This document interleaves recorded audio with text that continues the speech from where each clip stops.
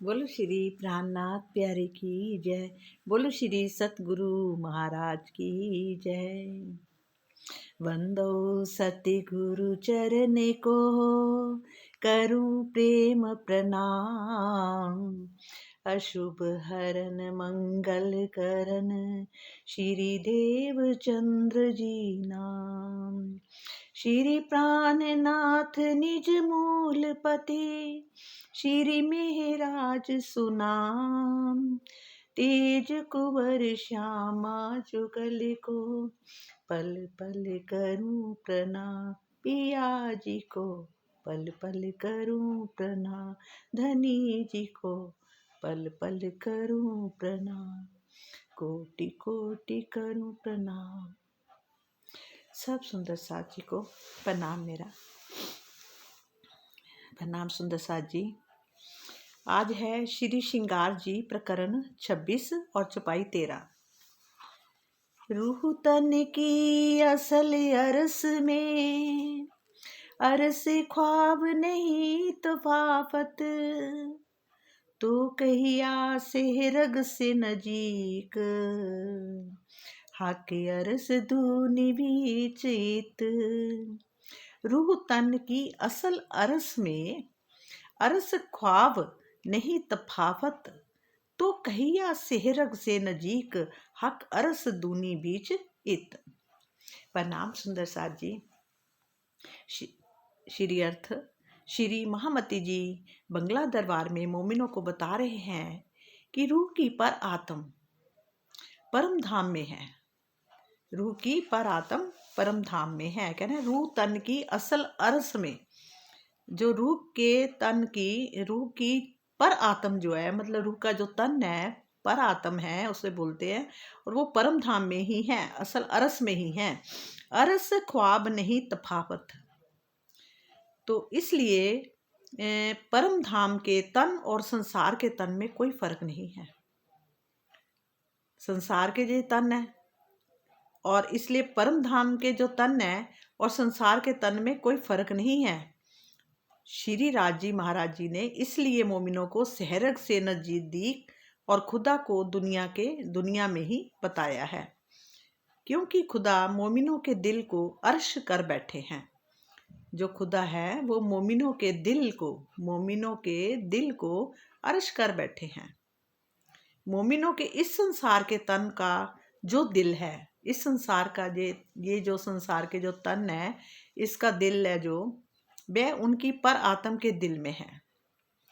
मतलब क्या है, मोमिनों के इस संसार के तन का जो दिल है, तन का जो दिल है, वह उनकी पर आत्म के दिल में, है।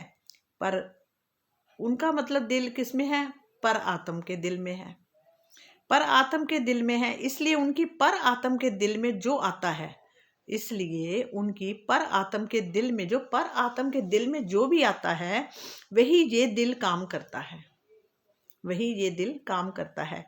कहने को यहाँ संसार का दिल कहा जाता है, पर असली दिल तो परम धाम में है। आत्म का तो दिल असली जो वो परम धाम में है। जबकि क्या कह रहे हैं कि कहने को यहाँ का संसार का दिल कहा जाता है, कहने को तो कहा जाता है, पर आत्म का जो दिल है वो पर आत्म में ही है। और श्री राज जी महाराज को रूहों के नजदीक कहा है, और अक्षर ब्रह्म को फरिश्तों ईश्वर सृष्टि के नजदीक कहा है। बाकी जीव सृष्टि तो देखने मात्र के वास्ते है, जिनके तन निराकार मोह तत्व के हैं। जो बाकी जो जीव सृष्टि के जो तन है, देखने मात्र के वास्ते ही हैं सिर्फ। यार जिनके तन जो है वो निराकार मोह तत्व के हैं। यहाँ के जो तन है वो निराकार मोह तत्व के बने हुए हैं, सिर्फ देखने के लिए। वही चीज आ रही है कि आत्माओं का मूल तन जो है, वैसे तो क्या है, कहाँ है आत्मा का मूल तन? परम धाम में है, अर्श। उस तन परात्म और इस तन आत्मा के मूलतः अंतर नहीं है। वैसे कह रहे हैं कि अंतर नहीं है, पर यही कारण है कि संसार में भी जुगल स्वरूप एवं परम धाम आत्मा को प्राण नली से भी अधिक निकट कहाँ कहा गया? निकटस्थ प्राण नली के नजदीक। जुगल स्वरूप एवं परम धाम आत्माओं की प्राण नली के भी अधिक निकट कहा गया है। ब्रह्म सृष्टियों का वास्तविक दिल तो परात्म के अंदर ही है। असली जो है ना ब्रह्म सृष्टियों का वास्तविक दिल जो है, जैसे अब मैंने बताया ना, जैसे हम बैठे हैं, अब मेरी नज़र कहीं गई हुई है, ठीक है, इस टाइम मान लो मैं बात यहाँ कर रही हूँ पर मेरी नज़र अपनी कहीं और चला गया, ध्यान मेरा कहीं और चला गया, तो उस नज़र का दिल तो यही है ना, इसी तन में ही है ना, है ना। इसी तरह से अगर आत्म जहाँ नज़र से आई है, मतलब नज़र आई हुई है, पर आत्म की नज़र जहाँ आई हुई है, तो पर क्या है, नज़र का असली दिल तो परात्म में ही है ना, उसी शरीर में हुआ ना, जो मूल तन है उसी में हुआ ना। तो पर उसके उनके दिल में राज जी महाराज जी बैठे हैं, ठीक है, बैठे ना, विराजमान है। अब यहाँ पर यही बात खोलती, उस दिल के बीच में ये आत्मा का दिल है, अर्थात उसका प्रतिबिंबित स्वरूप है। जो आत्मा है वो उसका ही प्रतिबिंब स्वरूप है, पर वो समझता तो यही है ना कि अगर जैसे हम यहाँ बैठे हैं, हमारा ध्यान कहीं गया और हम वहाँ समझ लो किसी से बात करने लग गए, तो वो पर आत्म हमारी वहाँ चलेगी, मतलब हमारी आत्म वहाँ चलेगी ना, वो बात करिए, उसको तो यही लगना कि ये मैं शरीर समेत ही हूँ, मतलब पर आत्म का ही प्रतिबिंब हो गया ना वो, ठीक है ना। इसी तरह से वहां से बात आ जाती है। यद्यपि कहने के लिए इस दिल को कहा जा रहा है, यद्यपि कहने के लिए इस दिल को कहा जा रहा है, कोई फर्क नहीं है, कह रहे हैं, किंतु यथार्थ रूप में वास्तविक दिल तो परात्म के ही अंदर है। आत्मा का दिल परात्म के दिल का प्रतिबिंब रूप है। आत्मा का जो दिल है ना वो परात्म के का प्रतिबिंब है, इसलिए इसे परात्म के दिल में स्थित हुआ माना गया है। इसलिए कहाँ कहा गया है, इसको परात्म का दिल में ही स्थित माना गया है। इसी प्रकार आत्मा का संपूर्ण तन भी, जो आत्मा का जो संपूर्ण तन भी है, वो भी संपूर्ण परात्म का प्रतिबिंब यानी सुरता स्वरूप होने से परात्म के अंदर स्थित हुआ कहा जा सकता है, परात्म के अंदर स्थित हुआ कहा जा सकता है। अक्षरातीत को ब्रह्म सृष्टि के निकट, अक्षरातीत को क्या कहा जाता है कि ब्रह्म सृष्टि के नज़दीक, अर्थात आत्माओं के दिल में विद्यमान कहा गया है। मतलब आत्मा का दिल में कहा गया, तो आत्मा का दिल तो परात्म का ही दिल है ना, तो उसी दिल के अंदर ही तो है, परात्म के दिल में है, ठीक है। इसी प्रकार अक्षर, मतलब कि वैसे तो आत्माओं के दिल में ही विद्यमान है, इसी प्रकार अक्षर ब्रह्म को ईश्वर सृष्टि के हृदय में, अक्षर ब्रह्म जो है उनको ईश्वर सृष्टि के हृदय में विराजमान हुआ कहा गया है। अक्षर ब्रह्म को किस में कहा गया है? ब्रह्म सृष्टि, ईश्वर सृष्टि के हृदय में, ईश्वर सृष्टि के हृदय में विराजमान हुआ कहा गया है अक्षर ब्रह्म को। जीव सृष्टि का अस्तित्व तो मात्र प्रतीत हो रहा है, वैसे तो अस्तित्व दिखाई दे रहा है, जैसे हम सब दिखाई तो दे ही रहे हैं ना। इनके तन निराकार मोह तत्व के हैं। इनके तन किस चीज से बने हुए हैं? मोह तत्व से बने हैं।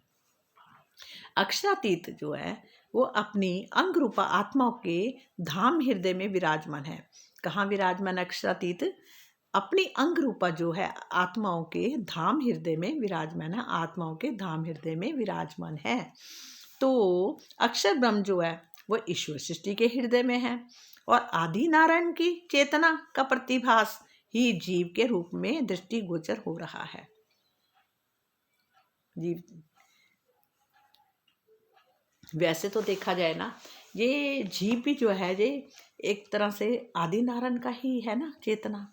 तो क्या है, कहते हैं कि तू जीव अंश है ईश्वर का, तू ईश्वर का अंश है, जीव जो है तू ईश्वर ही फिर तू दोबारा बन। पहले तो इसी से पड़ाव से निकलना कि तू ईश्वर बन जा, तू ईश्वर का स्वरूप है, आदि नारायण का स्वरूप है, वो कोई छोटी मोटी चेतना तो है नहीं है। वो इतनी जो ब्रह्मांड के सारी रचना हुई है, सब कुछ हो रहा है, कोई छोटी सी चीज़ तो है नहीं है, ठीक है ना। तो अब मनुष्य को एक दूसरे के अंदर हम सब अगर कहते हैं ना, वासुदेव बोलते तो है कि जिनके हृदय में देवता का वास है, इस पूरे कहते हैं ना वासुदेव है, सारा कुटुंब है बोल देते हैं, यहाँ पर यही बोलते हैं ना कुटुंब है। अगर इतनी छोटी सी चीज़ पे अगर किसी से मनुष्य से नहीं ज़्यादा होता तो कम से कम इतना ही कर सकते हैं कि ईश्वर ही सबसे प्यार करे। सबके अंदर ईश्वर तत्व ही तो है तो ईश्वर तत्व ही है ना, नारायण का ईश्वरी तत्व है ना। तो मतलब कि हमें सबसे ही प्यार करे, चाहे कोई छोटा है, चाहे बड़ा है, चाहे गरीब है, अमीर है, कैसा भी है, हमें सबसे ही प्यार करना है, नफरत नहीं किसी से करनी। कहते ना पाप से सॉरी, आजकल गले खराब हो रखे हैं।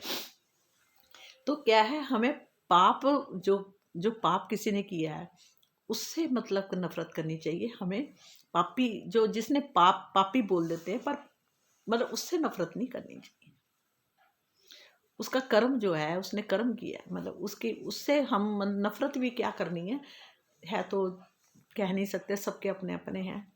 पर बात वहीं आ जाती है कि हमें सबसे प्यार करना है, बस बात खत्म। चाहे कैसा भी हो, जो कैसा भी हो, वो उसका कर्म है, उसने कर्म किया, उसका फल उसको मिलेगा।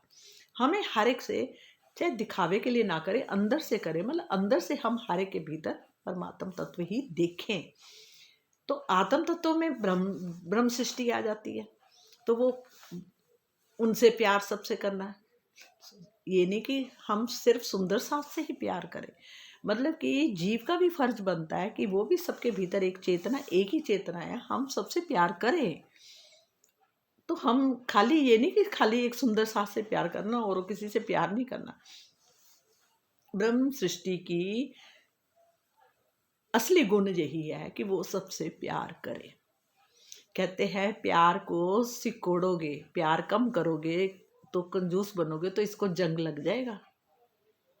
तो सबसे प्यार करना, तो जितना प्यार बांटेगा तुझे अपने आप मिलेगा, तुझे मांगने की जरूरत ही नहीं है। वो सभी फिर उससे प्यार करते हैं, ठीक है ना। मतलब कि पहले तो हम ईश्वर तत्व देख ले, ईश्वर ही सबके भीतर देखें, तो पहले तो इस जहाँ के संसार की रहने के हिसाब से भी ईश्वर तत्व ही तो है सबके भीतर, एक ही तो चेतना है सबके भीतर। तो हम सबसे ही प्यार करें, बात खत्म हो गई। बाकी जब हम ब्रह्म सृष्टि की ये समझ, सारी वहाँ का ज्ञान जब समझ आ जाता है, तो फिर तो हमें ये है कि हर एक के भीतर ब्रह्म ही देखें, बात ही खत्म। कह देते हैं कि ये तो ब्रह्म क्या बोलते, वेदांती हैं, ये फलाना है। अरे वेदांत की बात छोड़ो, मैं तो कह रही हूँ हमें सबके भीतर एक ही ब्रह्म तत्व ही देखना है, बात खत्म हो गई। क्यों देखना है, हम फर्क क्यों रखें, रखने वाला उसको पता है ना, वो जानता है ना, वो जानता है ना किसके अंदर, क्या पता हम जिसको हम सुंदर साथ नहीं कह रहे उसी के अंदर आत्मा हो। तो भूले भलेखे में हम उससे गलत व्यवहार ना करें। मतलब प्यार करना है, मोह वाला प्यार नहीं करना, परमात्मा वाला प्यार करना। हम किसी से कम ज्यादती ना करें, सबसे प्यार करें। अक्षरातीत अपनी अंक रूपा आत्माओं के धाम हृदय में विराजमान है। तो अक्षर ब्रह्म ईश्वर सृष्टि के हृदय में है और आदि नारायण की चेतना का प्रतिभासी जीव के रूप में दृष्टिगोचर हो रहा है। तो मात्र महाप्रलय तक के लिए ही अपना अस्तित्व बनाए हुए हैं। तो उसके बाद क्या है, धर्म ग्रंथों में इन तीनों सृष्टियों का विवरण दिया गया है। इनमें ब्रह्म सृष्टियां मार्फत यानी परम सत्य, मार्फत किसको बोलते हैं, परम सत्य को। परम सत्य क्या है, मार्फत। श्री राज जी हमारे प्रीतम कहते हैं ना, राह पर चलने वाली होती है। मतलब कि जो इनमें जो ब्रह्म सृष्टियां हैं वो मार्फत यानी परम सत्य की राह पर चलने वाली होती हैं। और कुरान में ये बात स्पष्ट रूप से कही गई है कि सतगुरु धनी श्री देवचंद्र जी ने भी ऐसा ही कहा है। कुरान में 3 तिलक रसूल सूरत अल इमरान आयत 7 में कहा गया है कि खुदाई इल्म 3 तरह का है। पहले प्रकार का इल्म साधारण जीव सृष्टि के लिए है और दूसरे प्रकार का इल्म फकीरों यानी ईश्वर सृष्टि के लिए है तथा तीसरे प्रकार का इल्म जानकारी मात्र मोमिनों यानी ब्रह्म सृष्टियों को ही है। पहला आ जाता है का इस प्रकार का इल्म जो है साधारण जीव सृष्टि के लिए है, पहला वाला। दूसरा ईश्वर सृष्टि, तीसरा ब्रह्म सृष्टि। कहते किंतु निराकार से पैदा होने वाली जीव सृष्टि मार्फित परम सत्य विज्ञान ज्ञान को नहीं समझ पाती है, किंतु जो निराकार से पैदा होने वाली जो जीव सृष्टि है वो मार्फित यानी परम सत्य को नहीं, जब विज्ञान ज्ञान को नहीं समझ पाती है। स्वलीला अद्वैत परम धाम की आत्माएं, जो स्वलीला अद्वैत परम धाम की आत्माएं हैं, जो वो तारतम ज्ञान के द्वारा, हर एक आदमी समझे, पर तारतम ज्ञान के द्वारा ही मार्फित के सभी रहस्यों को स्पष्ट रूप से जान जाती हैं। अक्षरातीत के स्वरूप तथा परम धाम का सर्वोच्च ज्ञान जो है वो तारतम वाणी से ही विदित होता है। यद्यपि ये बातें धर्म ग्रंथों, वेद, उपनिषद तथा कुरान में संकेतों द्वारा साक्षी रूप में लिखी हुई है, किंतु इनकी वास्तविकता का एकमात्र श्री प्राणनाथ जी को ही उजागर यानी प्रकट कर रहे हैं। कहते बशरी, मलकी और हक्की मोहम्मद की 3 सूरतें कही गई हैं। कौन कौन सी मोहम्मद जी की 3 सूरतें बोली गई हैं? बशरी, मलकी, हक्की। बशरी, मलकी और हक्की, अर्थात 11वीं सदी में क़यामत के समय इन दोनों सूरतों यानी बशरी तथा मलकी, कौन सी 11वीं सदी में, 11वीं सदी में क़यामत के समय इन दोनों सूरतों यानी बशरी और मलकी, हक्की नहीं बोला, बशरी और मलकी ने हक्की सूरत की श्री महामती जी की अक्षरातीत से संबंधित सभी साक्षियां भी दी हैं। भावार्थ, फरदा रोज अर्थात कल का समय जो 1000 वर्ष के पश्चात 11वीं सदी के निश्चित होता है, बिक्रमी संवत 1735 के पश्चात सनंद, खुलासा, मार्फित, सागर तथा क़यामत नामा की वाणी उतरी, जिसमें दोनों सूरतों की साक्षी के साथ हकीकत एवं मार्फित का ज्ञान है। यद्यपि कुरान में सारी बातें लिखी हुई हैं, लेकिन इसे खोलने की शोभा एकमात्र हक्की सूरत यानी श्री प्राणनाथ जी को ही है। किसको दी गई है? हक्की सूरत। हक्की सूरत कौन से? श्री प्राणनाथ जी। कुरान की हकीकत एवं मार्फित के भेदों को खुलने से ही मोहम्मद साहब की पैगंबरी एवं कुरान की भविष्यवाणियों की सच्चाई सिद्ध होती है। कुरान के स्थान स्थान पर क़यामत के निशानों का वर्णन है। कुरान में स्थान स्थान पर क्या बताया गया? कौन से? क़यामत के निशानों का वर्णन है, जिनके अनुसार इमाम मोहम्मद मेहंदी श्री प्राणनाथ जी के द्वारा कुरान के सभी भेदों को स्पष्टीकरण होना कहा गया है। श्री प्राणनाथ जी के द्वारा कुरान के सभी भेदों को स्पष्ट कर दिए जाने से ये सिद्ध हो गया है कि रसूल मोहम्मद साहब ने हदीसों एवं अल्लाह ताला ने कुरान में जो कुछ भी कहा है वह सत्य प्रमाणित हो गया है। इससे उनकी पैगंबरी सत्य सिद्ध होती है।